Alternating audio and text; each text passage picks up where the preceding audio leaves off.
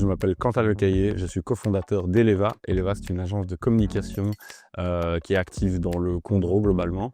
On s'occupe principalement de la création de contenu et de la gestion des réseaux sociaux pour nos clients. C'est une boîte assez jeune puisqu'on l'a lancée en avril 2024.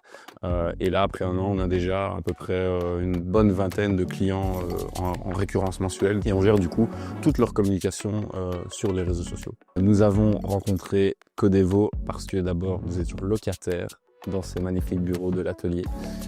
Et puis, on a fait appel à leur service de manière un petit peu plus profonde parce que on était face à une problématique qui était que la plateforme qu'on utilisait pour gérer notre relation et la validation des posts arrivait à ses limites en quelque sorte. Et on voulait développer un petit peu notre propre plateforme. Et c'est pour ça que du coup qu'on a fait appel à Codevo pour développer ce qui s'appellera Eleva Space, donc qui est du coup un espace où on peut entretenir une relation au jour le jour avec nos clients en ce qui concerne la validation des posts, le feedback et l'activité de nos community managers. La fonctionnalité principale, c'est celle qui permettra à notre équipe de créer du contenu. Donc que ce soit les vidéastes ou les photographes, ils pourront importer le contenu qui a été réalisé pendant les tournages. Les community managers pourront prendre ce contenu-là, le formater, donc ajouter des descriptions, le destiner à tel ou tel réseau social.